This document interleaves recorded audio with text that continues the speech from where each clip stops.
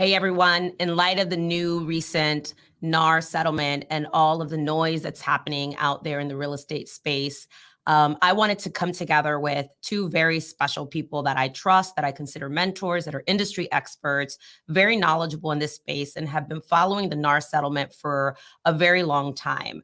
They are highly qualified women that I actually respect and I get to consider friends and mentors. And we have been speaking about how we can show up and give certainty during these times. We understand that there's a lot of doom and gloom out there, but we want to give you hope and we want to share with the agent community that we are going to rally together and we are going to break this down. And we are also going to give you the strategies and also the confidence for you to be prepared for what is about to take place due to this new recent lawsuit. I'd love to welcome my dear friend and business partner and colleague, Kendall Bonner, who is a experienced broker. She ran her own franchise for many years. She has been in the business for a while, over a decade, and is also an industry expert. Last year, Kendall did a keynote speech at Inman, and it was the most viewed Inman, I would say, speech and also article and video of 2023 on this very same topic on how we could prepare. In addition to that, she is a licensed attorney in the state of Florida and someone that I have just been so blessed to call like I said, a friend, a mentor, but she's probably one of the smartest people I've ever met. She's also a self-proclaimed tech guru, or all the tech companies call her, because she just loves to geek out on this stuff. So her credentials and her experience speak for themselves. In addition, I also want to welcome my other dear friend and someone that has been a mentor to me for over a decade, Kathy Helbig-Strick. I've had the pleasure of just building such a beautiful relationship with Kathy, but the conversations that we have are not just, on, building a business. It's really diving into how the agents can level up in this profession. And this is the opportunity for us to really wrap our arms around our industry and level up. Kathy also is from the state of Missouri, home of where this lawsuit started. So she has been following this, and she knows the ins and outs. She's been preparing for this, and also we'll share some other industry breaking news. We definitely want to set the stage, so I'm going to turn it over to Kendall, who's going to kind of set the stage for us. Kathy, I don't know if you want to mute real quick. Yeah. Set the stage for us and kind of give us kind of like the legal jargon of what we're going to avoid doing today. So that way we make sure that we are not violating any rules, especially in light of this new lawsuit settlement. But Kendall, welcome. Thank you, ladies, also for taking the time and stepping up. Lawsuit and leadership. And can we add the word ladies? So ladies, welcome. Yes, thank you so very much. It's like such an honor to be here. I know Kathy and I have been geeking out all day today, when we got moments in between to just really think deeply about this and prepare and make sure that we, deliver value today. So just to get started, I do want to remind everyone. Oh, Kathy, can we mute you real quick? Get an echo. I do want to remind everyone that, for today's purpose and for any kind of meeting like this, it's important that we understand and remember the following. Number one, we are all coming from different states, with different rules. We're coming from, different brokerages, different MLSs, different experiences.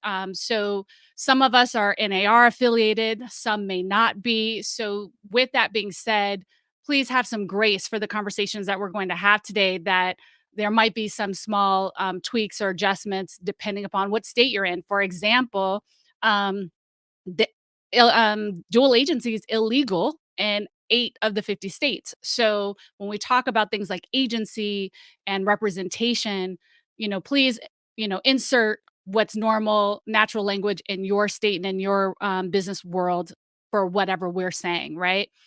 Also want to encourage you guys to avoid mentioning or discussing specific compensation amounts in the comments or your statements, because as always, commissions are negotiable. Even as we share stories today, we're going to do our best to be mindful of not using specific numbers, because again, We want to avoid that. And then also want to remind everyone that the settlement that came out last week on Friday, that is a proposed settlement, right? So it still needs to be approved. But I will say my personal opinion is that the changes that are NAR is open to making, they'll make regardless of what happens. It just might get tweaked even further. So just to set the stage before Kathy hops in and shares her thoughts and opinions on this as well, I do want to say that there are three basically new impacts that came as a result of the NAR settlement. And I'm just going to be brief about them so we can get into the discussions around them, right? So, number one, the first thing is that the majority of NAR members, brokers, MLSs, and boards are now safe from prosecution.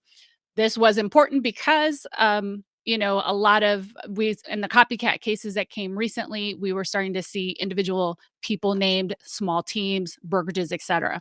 Right. So now this should prevent that from happening, Kendall, especially as real it quick, relates to. can I ask you, somebody asked, is this being recorded? Yes, this is being Okay. recorded. Okay, it is being Yes. recorded. Perfect. Yes. Sorry. No problem. And so yes, and that relates to the cases where the plaintiff is the seller. The second thing is the commissions field will be removed from the MLS, and we will now have to negotiate compensation for buyer's agents off MLS, right? So we'll get into that, what that means, and how you'll get paid, and all of that shortly. And then the third major impact is that buyer brokerage agreements will be required before showing or touring a home. And all of these things will go into effect mid-July of this year. So I know for me, Kathy, I don't know about you, but my first reaction to this settlement was good. Finally, now we know what the direction is that we all need to go in and the timeline that we have to get here. I don't know, Kathy, how about you? What is your reaction? I cheered loudly at that one because to me, I feel like gone are the days that the tail is wagging the dog when it comes to buyer representation. And I think some of the biggest struggle as agents that we have in areas that have embraced buyer representation is that although it was recommended and agency was always required to explain, but the buyer agency or the contract or the employment agreement was where agents were very weak at getting those commitments up front. So agents have spent days, weeks, months, years, oftentimes working with people that they never get paid on. And so to me, the biggest silver lining out of all of this is that those days are behind us with this change. I'm excited about that. I echo that. I mean, I think us, over the years, we have seen a lot more driveway consultations. We got away from the buyer consultations, especially with some of the online lead gen portals.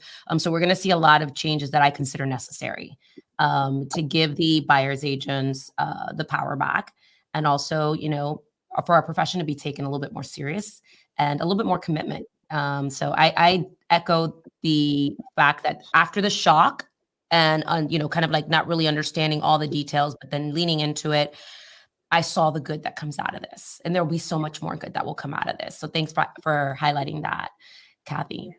Kendall, how And do we get here? I was going to say, go ahead. We'll circle back to mine. Oh, sorry. Go ahead, Kathy. No, I was going to say what we were saying before we went on air. To me, the biggest thing that the agents need to understand and the consumer needs to understand is the buyer agency relationship or the buyer agent buyer relationship should be no different than the listing agent seller relationship. And we have treated it different over the years. So if you think about it, you would be crazy as a listing agent to go to someone's house, pay for a bunch of professional photography, get some drones done, spend 2 or 3 months shopping it to all your agent friends and like doing all this work and never have a signed listing agreement. But that's exactly what we do every single day with buyers. So as agents, we just have to change our own mindset that we have to be able to articulate what our value is as a buyer agent representing buyers, but we don't have to back down now because the agent down the street isn't going to require it. See, that's always been when I'm training people how to do buyer consultations, and get buyer agency signed, the first pushback is, oh, what do I do? My buyer says they won't sign it because they just talked to another agent and that agent's not going to make them sign it. So that kind of helped us hostage a little bit because everybody wasn't playing by the same rules. So I think this is an amazing step in the right direction. And if we just realize and consumers realize, it's not a bad thing for you to pick an agent. So go interview your agents as a buyer agent and choose them just like you would with a listing agent, instead of calling someone randomly off the sign or getting someone randomly off a portal and then having them run around and work. And then maybe you end up, consummating something with them, or maybe you don't. So I think everybody's mindset has to change, including the consumer, that it's not a bad thing to commit to an agent. So powerful. We're getting tons of comments, Kathy, thanking you for that comparison. And this is why we came together. We were, just texting back and forth, and like, people need to hear from you guys. And we need to give people the light, be the beacon for them to understand that this is a good thing. When we look at the bigger picture, this is a good thing, because now we will have a standard for all of us to follow on how we at least represent buyers, and gone are the days of just showing houses without any level of commitment. Okay, Kendall, so you've got some very important, topics that we're going to break down, from changes to the messaging of the buyer agency, representation agreement, open houses. What's going to change with open houses? The messaging to sellers, which actually I'm putting out a message to our sellers today to lean in and be the news for them. Let's start off with, what are the changes that you anticipate with the buyer broker agreement? Yeah, absolutely. So, you first started, one of the questions you also asked was like, how did we get here? Right. And I do want to address that briefly in saying that, there's a couple of reasons why we're here today. And one of the bigger ones is the fact that you could have an agent who's brand new in the business, never sold a home ever before, get paid the same as an agent who's sold, let's say, 100 homes in the last 2 years, which we all would recommend as an extreme top producer, right? And so these changes will allow us to have some control and take back some power and some agency for ourselves, and control over how much we're compensated. And that will now be reflected through the use of a buyer brokerage or buyer representation agreement, right? So for some people, that's going to not only determine agency, but and the relationship that you have legally to that customer, but also it's going to determine what you will be entitled to upon success, right? Of having them actually, purchase a home working with you. Now, I suspect that one of the things that will now be, immediately worked on is a rewriting of all the contracts, right? I think they're going to rewrite purchase and sell agreements. They're going to need to rewrite listing agreements. And certainly they're going to need to rewrite buyer brokerage agreements or buyer representation agreements to reflect this change. And to Kathy's point, as she stated earlier, it is going to be about treating your buyers the way you would treat a listing. Especially, like she said, you would not list a home without a listing agreement. So now we'll be required not to show a home without a buyer agreement, right? And so these buyer agreements, they're going to come in the probably multiple formats. Right now it already exists. You have two different types of agreements, being exclusive versus non-exclusive. And I think that will continue, meaning a non-exclusive agreement will say something to the effect of, you can work with me and you may be working with someone else at the same time. I only get paid not for sending you properties, over the internet, but when I show you and actually help you execute an offer and go under contract on a property, that's when I'm entitled to be paid. And so I think a couple of good things are going to come out of this. I think we'll see, you know, one of the changes will be probably and hopefully less procuring claims, I was right? about to ask. I was about to ask, where does procuring cause fall into all of this? For those of you who have been thinking about that or have never been up against a procuring cause, issue. Yeah, where hopefully this will minimize procuring clause claims. Again, one of the things that we'll need, I happen to be a vice chair for the Broker Advisory Council for Stellar MLS, which is the third largest MLS in the country. And we recently on our call had a vendor come in and show us basically what's called a buyer, broker or buyer representation repository, which is what we'll need, right? Like some sort of place where hopefully the MLS can leverage a third party or do this on their own, where brokerage agreements gets uploaded and stored. So that way it's searchable, perhaps like, hey, I'm not going to be able to work with Veronica because Kathy's already under an exclusive agreement with Veronica. And that if Veronica wanted to change agents, she would have to terminate, or somehow cancel or come to the conclusion of her agreement with Kathy before she could come and work with me. Right. So I think things like that are still going to be needed. I think we'll start to see some of those things implemented to help make it easier to facilitate and know. Just like how currently in our MLSs, we upload documentation so we know which homes are under listing agreements. Right. So it'll be important to have something on the buy side as well. I think working with buyers without an agreement was always a problem and always a challenge, like Kathy said. And now having these agreements, I think will actually provide better protections, not only for agents, but also for consumers. Because I recommend in your buyer agreements, especially when they have additional terms, labeling out and putting in writing what you're going to be doing for them, right? So that it's a reminder to that customer all the work and all the things that you'll be doing on their behalf to help them have that successful transaction and experience. And I think it's important, Kendall and Veronica, too, because somebody had asked, can we work with a buyer without a broker arrangement if we're not showing a house yet? And I think it kind of dawned on me today when I was driving early this morning after really listening to a bunch of different leaders in this industry talk about their interpretations of things. And Miranda rights kind of came to my mind. And I thought, we almost have to read people their rights if they haven't signed an agreement with us. Now, it's going to be required. We can't show them houses without agreement. But that little phase between when you start showing someone a house and when they sign an agreement, or perhaps an open house visitor, I think we're going to see disclosures put at the entry of the open house that we represent the seller.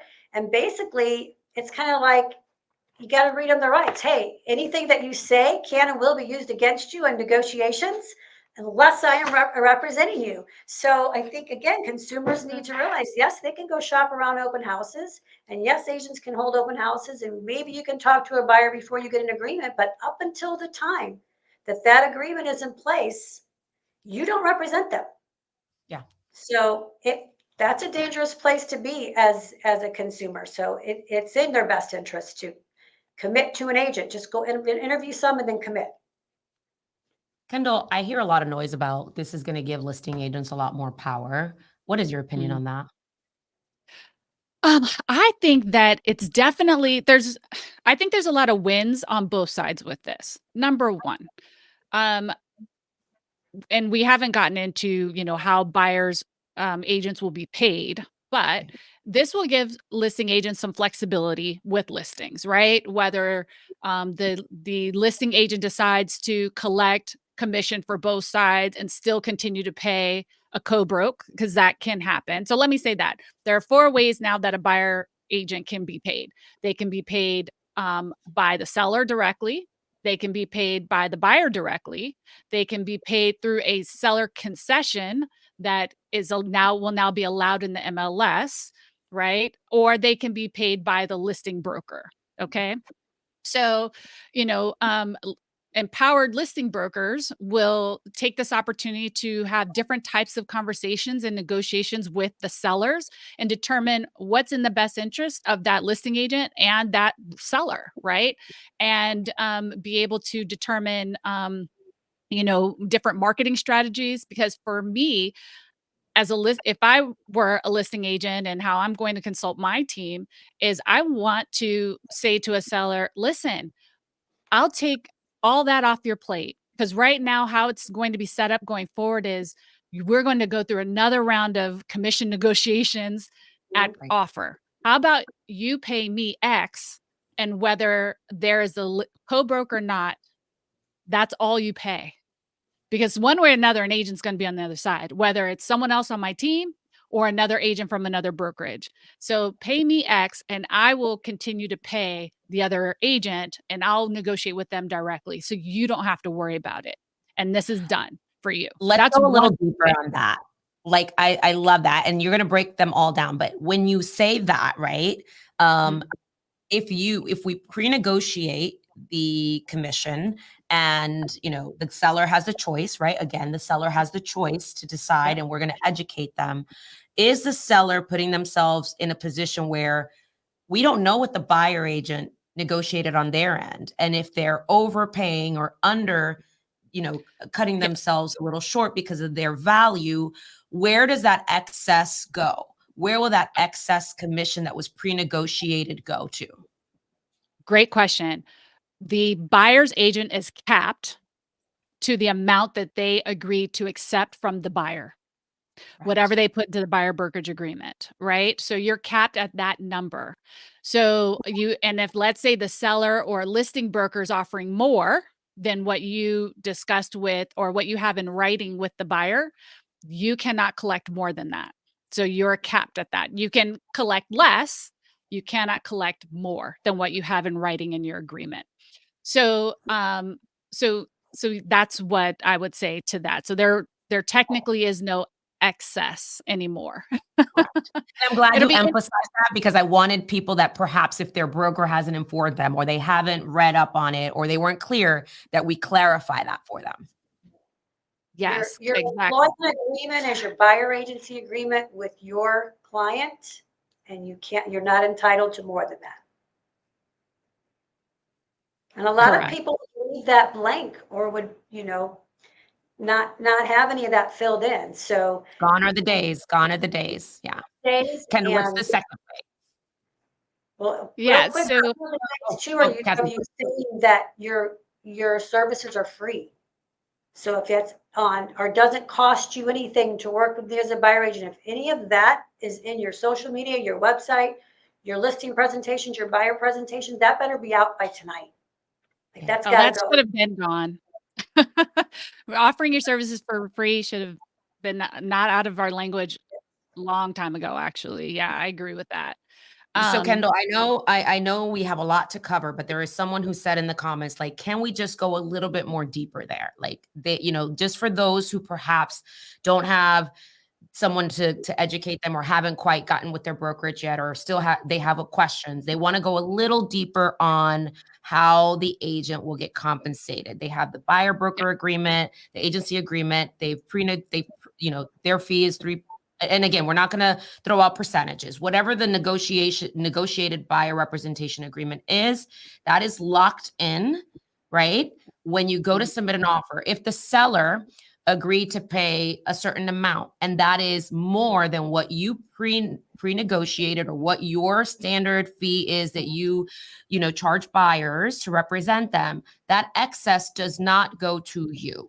If it is less, if you pre-negotiated less, that excess does not go to you. If the seller's paying more, a bonus. So that's where I think I want you to dive a little deeper to give them clarity on what this really means. Yeah. So if there's bonus, I don't know yet. So one of the things that I'm saying to people is the real estate industry is like a quilt right now. And we started to pull the string from the quilt. And what happens when you pull the string? It just keeps coming, right? And if you pull too much too long without snipping it and tying it off, what happens? The whole thing unravels, right? And so what happens now is we're going to be pulling strings, figuring out, and then we're going to identify problems, and then we'll have to snip them off and tie them up and create solutions. So for example, when bonuses are offered as a part of an incentive, we'll have to see what comes out of the rules, what we can do with that, if we'll be able to accept those, or if it's as simple as rewriting or creating some sort of addendum or renegotiating the compensation with the buyer and that would allow us to accept it. I'm not sure yet how that ultimately is going to settle out, but it's a fair question. We just don't know yet. There are removing the MLS or commission field from the MLS is going to create some uncertainties, but it doesn't mean that we still, that sellers will still not pay or that agents will not be able to collect payment for their services, right? That's the reason why the BBA is now required. So back to listings and the power of the listing agent and what their options are. So a listing agent can say, pay this X dollar and I will pay myself and a co-broke. That is one thing a listing agent can do. The second thing a listing agent can say to a seller is that, listen, commissions are no longer allowed to be listed into the MLS. So what that means for you now is when an offer is submitted, the buyer's agent may request compensation. They may not. I won't know until we get the offer. And at that time, you and I will have to have a discussion about the offer, meaning what's the contract price? What are the terms, including the commissions being requested? And then we will negotiate that at that time. And so now you have, but now the buyer's involved, the seller's involved, and everyone, there's transparency now between all parties, who's getting paid what and by whom and for what. And so that is something that if you think about it, we were lacking in our previous system. And, so it's not a bad thing that transparency is being made a priority going forward, because I think it's that lack of transparency in the past that has created the scenario where so many people don't understand what we do, perhaps may not even value what we do because they don't understand it. And so now we are going to be forced to articulate it and forced to do it. And that's not a bad thing, in my opinion. It'll raise the bar of professionalism in our industry, which is something that I think is also significant and needed as well. And just to give you an example, like here's some sample language that some of our leadership has talked about, potentially something like this. And according to what your brokers, of course, are going to set your own language, but something like seller to credit buyer X at closing of escrow to satisfy buyer's contractual agreement with buyer brokers. So those would be the type of language that would be writing into our offers. Somebody asked, how do we know what we're getting paid? I mean, at this point, I think we're going to be calling the agent to find out what is being offered at this point.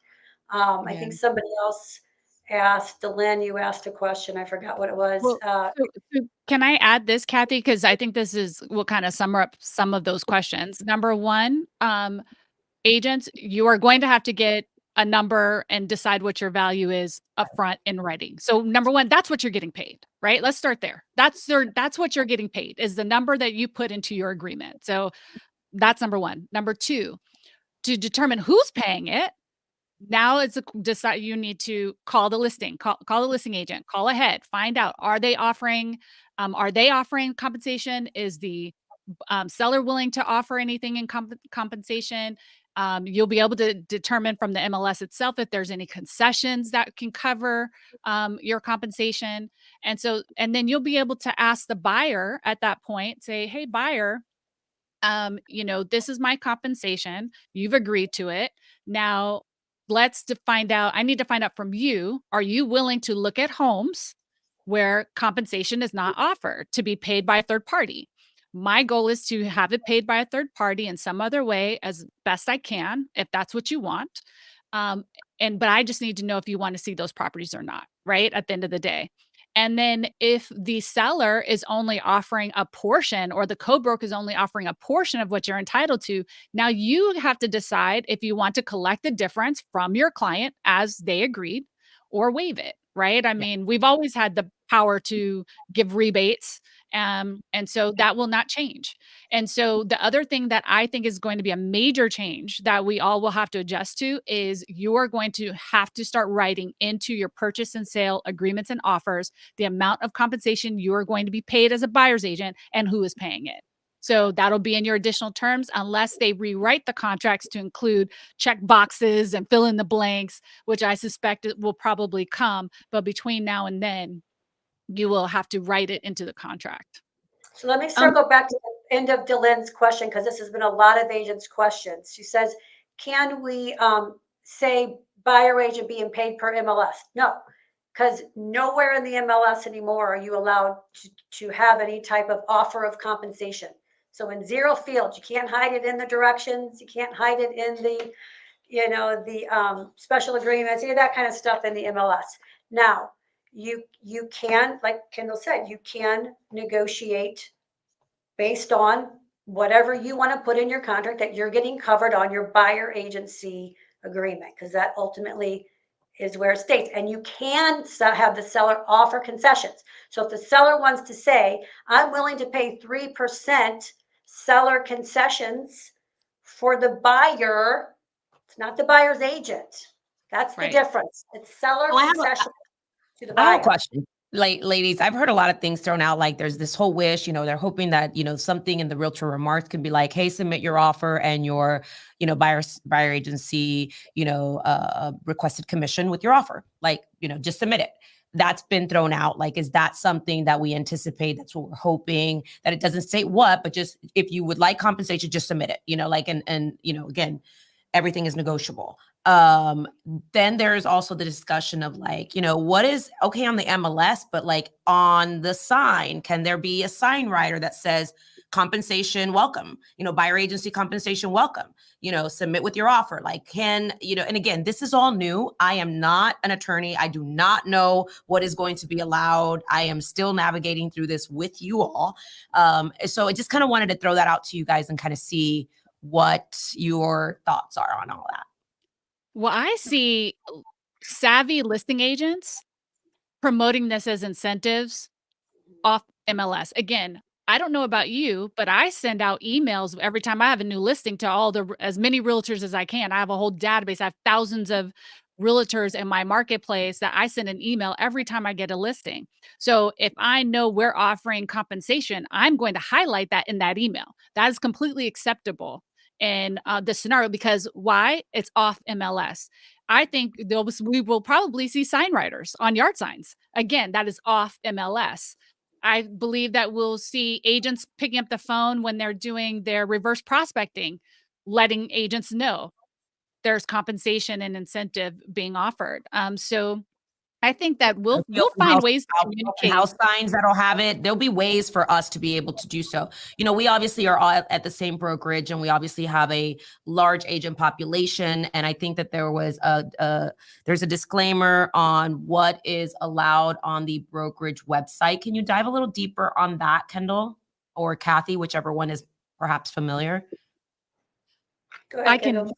I can answer that. So basically what's going to happen now, what's most likely is going to happen now, and I've been told this by general counsel for one of the MLSs, that because we have IDX feeds and, IDX agreements and things like that, we will not be able to list out compensation, I believe, on other listings that are not ours. I believe we might be able to do it on our own. But I don't know that for sure. I would say but the reality is most likely we will not be able to see this displayed on IDX feed, and like website portals, right? So I thought originally I thought, well, maybe the portals will be able to get away with it, like the Zillows or Realtor.com, the Realty.com, the Homes.com, et cetera. But it was my understanding from the conversation I heard from someone else who was in the know, that they will not be able to list compensation and have a disadvantage or have an advantage over the MLS from that perspective. So. On that same vein, do you anticipate, and we were talking earlier this week with Leo, and we heard some conversation regarding agents opting to leave NAR, right? And the MLS. And then, for example, at our company, we have a sister division under the commercial division where you can be under the commercial umbrella and fall under those, where they're not actually regulated under NAR. And then that would not fall into the rules. Is that correct? And then that website that you have that promotes your listing would not fall under the MLS rules. Is that correct? Wait, I missed the first part of that. I'm sorry. What was the first part? If someone comes out of NAR, then we don't have to follow the NAR directives. Yes, I mean, I think there's it depends, right? Because with for example, NAR, or I should say, many of our MLSs have an exception to the NAR rule, right? It's called the three-way agreement and more, right? Which is why when we join a local board, it automatically connects you to the state board, which connects you to NAR, which then also gives you the right to become an MLS member, right? Like you can't, for our MLSs, because some of our MLSs, most of our MLSs are owned by um, board of realtors, right, connected to NAR. But there are some private ones out there, right? And there's some that are not affiliated with NAR. Those are the minority, but there are those. But anyway, when it relates to the NAR owned, or I should say realtor owned MLSs, you can become what's called a Thompson broker, right? And Yes, that's a that's legal a case. Thompson agency. And right, that allows that a broker and its agents to have access to the MLS without being members of NAR, right? And across the country, it may not be called Thompson Broker, and I think it's in some states it's called Thompson Broker, in other states it has its own name. But when you are a Thompson Broker, you have access to the MLS, you are still bound by the rules of the MLS, right?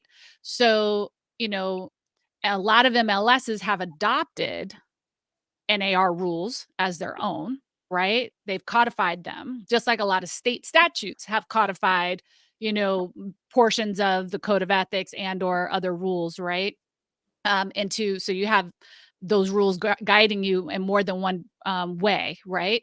So I would say if they're a Thompson broker or somehow affiliated member of that MLS, they're still going to be bound by those rules.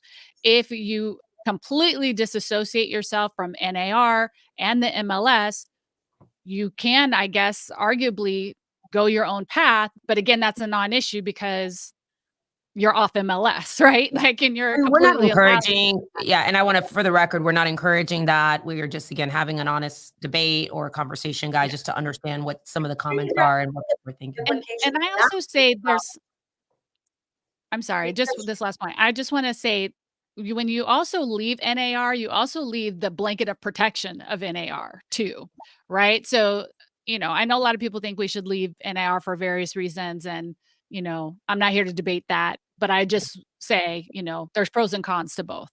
And I was just gonna say, one of the things that I think people don't think about is that the board forms that everybody is used to having and using would then be a cost for you to go do. So you kind of got to weigh out, oh, are you saving a few $100s and not be part of NAR? But then you're going to have to go recreate all the forms and have legal counsel, endorse those forms. And then a few people I know in the chats I want to circle back to some of that, talking about the concessions and FHA, VA, all of that, those buyers are going to be screwed and all that type of thing. So it appears that there is issues with concessions and some of those government sponsored loans. But I've also been told by many sources that there are talks going on within the industry to potentially either reinterpret some of those rules or potentially make some changes to some of those rules. So hold tight on that. Let's not say the house is on fire for VA buyers, FHA, USDA, that type of thing. I think we're going to figure out how to we have to figure out how to still make that work for our veterans and our and our government loan consumers. So let's just pause on that. But definitely, someone I was listening to today said that they believe that the current writing of the VA rules can be interpreted that a buyer agent could be paid. So Well, so remember, it's not about whether a buyer's agent can be paid or not. And let me remind you guys, that's not the point. We've always been paid on VA loans, right? It's who pays us. Right. And so the question becomes, can the buyer pay us on a VA loan or not? Well, right. the only way around this is to have the way the rule currently sits right now is in the closing statement. Commissions for the buyer's agent has to be on the seller side. Right now, that is how we'll get paid. Either the seller or the listing agent has to pay us when working with buyers or with VA and buyers, right? And that would And so in terms of it affecting FHA and VA and, we already have a problem with affordability, like, right? We all know that. And that's going to continue to be a challenge. That has always been a challenge with homeownership. It's always been for the people who could afford it. All right. We've always said that. That's not any different today as it was yesterday, and nor will it be tomorrow. The challenge will be and it really just comes down to a choice. You will say to your buyers, you have two choices through this entire transaction when working with me. Number one, you will have the choice on whether to see homes that are not offering an incentive to you to work with me, as well as the choice to work with those sellers, knowing those sellers are not willing to offer that incentive to you. I believe that paying a buyer agent commission is not only an incentive to the buyer's agent, but to the buyer themselves, because that allows a protection for the buyer that the buyers need. And let's go back 30 years when we didn't have traditional buyer representation. Why do we have it today? It's because consumer protection agencies were adamant about the fact that buyers were buying homes without assistance and without certain knowledge. And Right. so we brought in buyers agents to help protect them, meaning they were buying sinkhole homes and not knowing it, right? They were buying homes with roofs that need to be replaced and they didn't know it, right? Because there was no one on their side working for their benefit. And so that's why this is still going to continue to be an important incentive that sellers will want to pay, because it will protect them from litigation at the end of the day. So the buyer having their own representation helps protect that seller from getting sued later. So these are the things that we need to be thinking about. Again, it's about messaging. How are you Yeah. messaging your value and what you are offering in terms of protection and leadership and strength and knowledge and expertise and all those various things for that buyer, which at the end of the day also helps for a better, smoother transaction for the seller as well. So I don't think sellers are going to stop paying when they might experiment, they might try, Oh yeah, but they're I gonna would tell try you that. But it's up to I us to think educate them. they'll be unhappy with the result. Yeah. Listen, for sale by owners have been around for a long time, right? And we've dealt with this on the other side. And as a strong listing team, I think that the messaging is really important, like you said, Kendall, and it's proper education. I mentioned earlier to you guys, I'm sending a message to all of our sellers today in light of the recent news, because we're getting some questions, and giving them the certainty that buyer compensation is optional, and it's always been optional. And I think that we're gonna see sellers, and the sellers we have already talked to, they're like, oh no, we want to compensate. We want buyers to come to our home. We want to compensate. We agreed to it early on, and we want to do it again. I mean, we want to continue doing it. Kendall, you had some points that you really wanted to touch base in. I know that we're almost, we're about 20 minutes in till the top of the hour. So I want to honor that. Open houses. We talked about that briefly. We want to talk a little bit about open houses. We haven't gotten to that yet, if I'm not mistaken.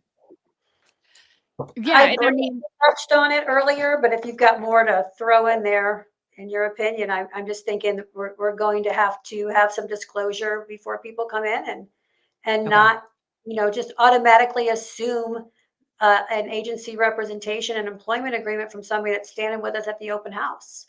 If they want to leave and talk about hiring us as a limited agent, dual agent, or buyer's agent, then we establish our fee up front, right then and there. Then we go into negotiating the offer. Yeah, absolutely. And remember too, everyone, that your agreements can be 1 day, 2 Yes. weeks, 3 months, 6 months, right? Like the length of time of your agreement, it's again, it's negotiable. And we're going to have to learn, you know what? And don't be mad at me, audience. I'm going to say something, you're all going to be offended. We have to not behave one way because that's how everybody else behaves. We have consistently, we do what the pack does. And now is a chance where we are going to have to, I always say, be a shark, not a sheep, not in an aggressive way. I just mean be okay being alone. Like it's okay to use your brain, right? Like think outside the box sometimes. And again, not in an oppressive way, not in a bad way. I'm not insinuating anyone should do anything that's bad for the industry. But in other words, you're going to meet buyers and sellers like me. I'm an attorney. I'm sophisticated. I've sold houses before. I've been an investor. I've been a buyer. I've been a seller. I don't need Kathy or Veronica as a listing agent. They bring way too much value. I'm never going to appreciate them at the level that they would bring. I'm not going to agree to pay what they're worth because in my mind, I don't need it. However, my cousin, who's a first-time home buyer, who's never sold a home before or bought a home, or maybe my grandmother who's, 91 years old and needs to sell her home, right? And she's sold homes before, but guess what? She hasn't sold a home in 30 years. Or my mother-in-law, same thing. They're going to probably want someone like a Kathy, like a Veronica, and they'll be willing to pay for it because it makes sense for them. So now we get to be flexible. We get to say, hey, you only need me to open a few doors for you, maybe fill out a contract for you. I'm going to charge you X for that because that doesn't take a lot of my time. And I have no problem doing that for you. And then over here, I have this other client. I know that you need this X, Y, and Z from me. And that's going to cost us X because this is the amount of time I anticipate it's going to take. And I want to be able to give you the highest level of service. So I think that's really important. And with the time we have, I want Kathy, you, Veronica, and myself to talk about value proposition. Everyone keeps talking about share your value. What's, explain your value to the buyer. Like, what does that mean? I'm so frustrated because we leave it at that without people to share with them. So Kathy, I think it's important too because we're so caught up in the buyer side right now, and the value proposition is for both sides. So even think about as listing agents, I'm seeing these headlines come out. They're crazy, ridiculous headlines of buyer or seller commissions are being slashed, gone are the days of paying listing agent, all these crazy clickbait headlines. And in my mind, I'm thinking, it's not an automatic reduction of commissions for a listing agent, because if we get to a point, think about it this way, if we get to a point where there's consumers that are refusing to commit to somebody, and so they're just going to go to the listing agent, now we're kind of becoming listing agent accompanied listing agents, right? So that changes our time investment involved. So if we're starting to have to put more time in, a property takes longer, I have to show up at every single showing because I can't count on my 12,000 people sales force in our area that's going to help sell your house, and now the burden is on me, then maybe that's going to reflect in my price. So we have to think about that as listing agents too, to not just race to the bottom and go, oh, it's in half because I don't have to share it anymore. That's wrong. So we've got to come together as creatives and strategists to come up with all of the reasons why we're worth what we're worth. And that's where the money is, you guys.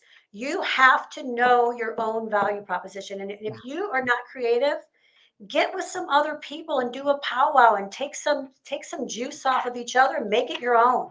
But you've got to be able to go out there and nail a listing appointment and get what you're worth, and also be able to talk about how these commissions may or may not affect the value or the amount of people that are interested. And then, of course, on the flip side, for the buyer side, you've got to be able to sit down and have a buyer consultation that is just like a listing appointment, and then ask for the commitment. But how are you going to get people to commit if you can't show them and articulate why they should commit to you? So Absolutely. there's statistics, there's the facts of what's going on. You're going to see attorneys pop up. You guys have already seen a couple things out there. Attorneys are going to flood into this and say, I can write a contract for you, don't have to pay an agent. Like, we're going to see that type of thing. But I can tell you, they don't know how to navigate the emotions. They don't know how to navigate finding the vendor people, the carpet cleaners, all the people that you're going to need. And that is a different type of service. But you need to think about all that, write it down, get it into print, and be able to present that with conviction and confidence. That's the key. Kathy, I'm so glad that you brought that up. And as a team that it focuses a lot on listings, we would get an influx of calls of buyers who would come, and think that because we were the listing agent and they weren't represented, that they would get that we would reduce our commission. And that was a fallacy. We know our value proposition as a team. We would either recommend them to either bring a buyer's agent or connect them with one on our team. And we took that stance and we still stand by that, because it doesn't mean that just because you're the listing agent, you're gonna take this reduced commission when now you're representing both parties. The risk that's associated with that, it's a lot of time, it's a lot of emotions, and who do you have your fiduciary relationship with? The other thing I think, which is really interesting, is, Kathy, you nailed it. A lot of times our value proposition is not just upfront, it's post closing, it's post the relationship. It's also the resources and the arsenal of I would say your Rolodex, right? Who the relationships, everything from, I mean, if you're buying a wetland, if there's encroachments, if there's appraisal issues, the knowledge that it takes, like, you are tapping into our expertise. And yes, we will need to break that down. And I will say we are working on buyeragencyplaybook.com so that we can give to the industry sample of value proposition. And I'm telling you guys, for the first time live here, it is coming. I have been doing a lot of research, gathering, and I'm excited to partner with also you ladies, because I'm going to need your amazing value to give agents who perhaps do not have a well-packaged value proposition, or they're relying on their broker. We are going to give you the gift of being able to know what are those items that I should include in my buyer consultation. What are those things? Okay, I'm going to break down my relationships with my appraisers, my experience with banks, my knowledge with the different type of loan programs that are out there, my relationship with other listing agents in my market. There's so many things that you can do to articulate your value proposition. And one of the things that's so important, regardless of what you guys do, is, number one, the confidence that it's going to take. And it's the same confidence that you would go into a listing presentation. And this is where I get on my soapbox. Okay. Buyers will pay for expertise, and they will pay for your confidence and your competence. And it is the time now to get extremely crystal clear. And what Kathy says, if you are not yet a strong listing agent, now is the time to partner. Now is the time to perhaps see who in your market is dominating. Where can you link arms with them? Gone are the days of thinking, well, this is mine. This is why I'm pro team. If for some reason right now you're not prepped for this, this is where you may say, okay, listen, maybe I need to join a strong team, right? That can help articulate this for me, that has a true marketing message, that has, the infrastructure. The other thing I would say is, how are you going to stand out? I said this the other day. I'm about to do a presentation this week on standing out from the people pile, right? Do you have your community videos that when an agent is looking for in that particular neighborhood, you can drop them your library of your knowledge of the neighborhood, your relationships with the HOA, your experience of the amount of homes that you've sold in there, so many different things that you can do. Things such as, you already have a library of the HOA docs. I want you guys to think outside of the box. And like Kendall said, don't be a sheep. And if you're with the brokerage that said, we solved this problem for you, every single person is going to have a cookie cutter, I'm here to tell you that's not what I want, because I want to stand out from the people pile. And believe me, we are working on it. But the collaboration aspect of this is going to be so powerful. If I know that I'm still perhaps not certain as to how to articulate my value proposition as a buyer's agent, I'm linking arms with a strong buyer's agent in my market or a strong listing agent in my market. The same as I would do in a listing for a luxury buyer, the same I would do if I'm in a divorce situation and the spouse has another agent that they want to use, and the wife wants to use me, and I say, hey, why don't we do this together? So there's so many things that can come out of this that are so good, guys. And here's my thing. I've declared it publicly. You guys will have it by April 1st. Buyeragencyplaybook.com. It's coming to you, and these ladies are going to be major contributors to it. So I'm excited. This is where I get riled up, as you could tell. I don't blame you. I mean, one of the things I've been saying on these panels that I've been doing this week is, it's important for us to remember we need to bend so we don't break. right? And so we need to adapt. We need to be able to be flexible, right? At the end of the day. For me, one of the other things, because you guys both of you ladies brought fire when it came to defining value proposition. But what I would add to it is this: your new value proposition is client experience. Clients do not Yes. want to have to call 13 agents for 13 houses and wait for those 13 listing agents to call them back to maybe negotiate a showing, right? You're not even negotiating money. You're negotiating a showing, right? And getting them to make time for that. That's just not a good experience. Whereas you as the buyer's agent can provide an extremely valuable customer experience. And your customer experience isn't even just opening doors, right? It is also in the technology that you use. Do you have Yes. proprietary or great technology that creates convenience or enhances the experience of that customer? How well do you know your contracts? Can you tell a customer without looking at it what paragraph 9 talks about and why it's important to them, right? Yes. Do you know the difference between your options, your obligations, and your opportunities for negotiation in your purchase contracts? I used to highlight. I had 3 different highlighters for my contracts, and pink was for options, green was for opportunities, and maybe a blue was for obligations. So the contract itself would identify visually for that customer what they were reading and what it meant for them, right? And I That is would how use you it. stand out from the people pile. That is what we're talking about. You guys, she's hit it spot on. And if you have never read the book, Unreasonable Hospitality, I highly recommend you guys go out there and get it and think, how are you going to make those showing experiences a wow factor if your, buyer broker agreement is only for a month, right? That person has the option to say, you know what, Kathy, it's been great, but you just, I'm not feeling it, right? Because there is an expiration date and we have to assume that the person is not going to buy the first home that they see, right? So now you have the real work starts after you've signed that agreement. So how are you going to stand out, right? Of course, you may have an arsenal of knowledge and, the contracts, and the person is, is excited to work with you. Now, once they start working with you, how are you going to make sure that they stay working with you even upon expiration of that buyer broker agreement? Because if they haven't found a home within that negotiated time or that agreed upon time, they have choices to move on as well. So I want you guys to think about the initial buyer broker agreement commitment, the experience while you are showing homes, and how you are going to give a wow experience. And that book is called Unreasonable Hospitality. And then after that, the post experience is crucial.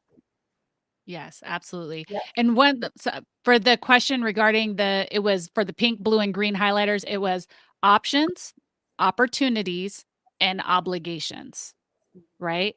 So that was what it was for the contract. Kendall, we may have to have you put that in the buyer agency playbook.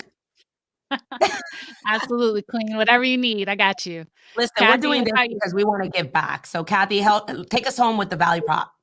Well, something that was really big news today that I want to announce to everybody before everybody leaves is that the president of the Mortgage Bankers Association came out and said he sees opportunity in the dual license model for agents to be licensed as a mortgage loan officer and a real estate agent. And that's something that is near and dear to me because my husband Steve with New American Funding and I have been building a model for just this, for real estate agents to get their mortgage license and be able to participate in the mortgage money. So you'll get to make a little bit extra money, add that to your commissions without doing all of the loan processing. So don't be scared that we're talking about throwing you into the fire of that side, but it's really, really something that's catching fire. We've already got 100 and something agents just in the last month signed up for this.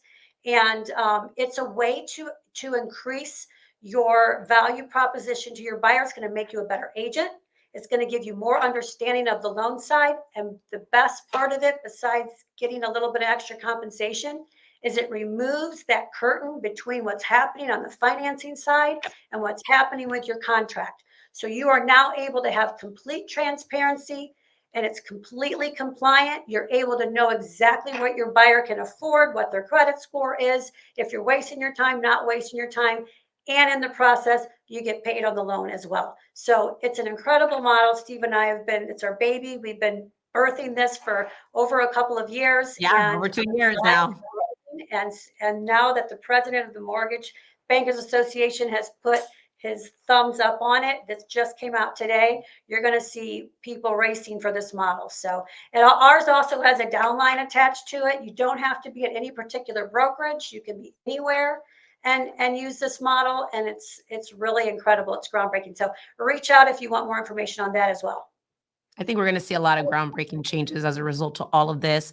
I think that we're going to see some changes in financing. I think we're going to see some changes across the board.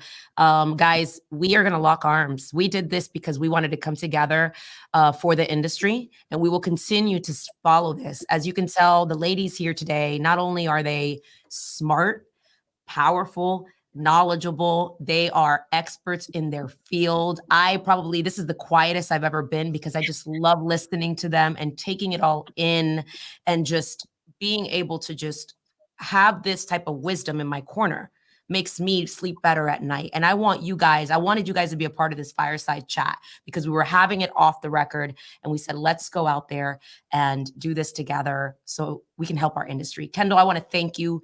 You are a fan favorite, my friend. You are just leading the way. Kathy, you are a pioneer in our industry. You are such a leader of not only the real estate space, but the mortgage space and the brokerage space. And I know what you have done to help push this industry forward for the last 25 years. So thank you. And thank you for allowing me to be a part of this, to sit at the table with you all. And if you guys have any questions, please follow these ladies, follow us, hit us up on IG, whatever is our preferred method of, you saw our handles there. This is just the beginning. You will hear more from us on lawsuits and leadership. Stay tuned. And please, if you found value in this video, share it. Share it with others. The replay will be available. Kendall, how can they get the replay? Yes, great question. It should, hopefully you will have access to it. You know what? If you go to my YouTube channel, it will be there because we've also streamed this live on YouTube. So that's the easiest place. But it will still live here on Facebook, on all of our pages. We've all shared it. It will continue to loop there. So you'll be able to rewatch it there. And I believe that if you registered, it'll also send you a copy as well.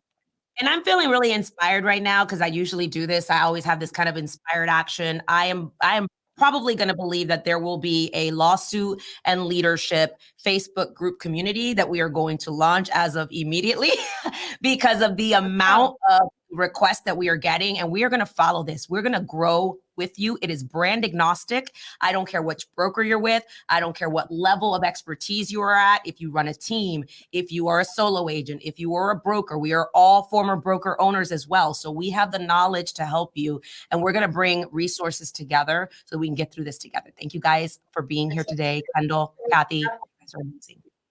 Yes, thank you, everyone. We appreciate you. Thank you, Vero. Love you, Queen. Yes. Thank you all for coming.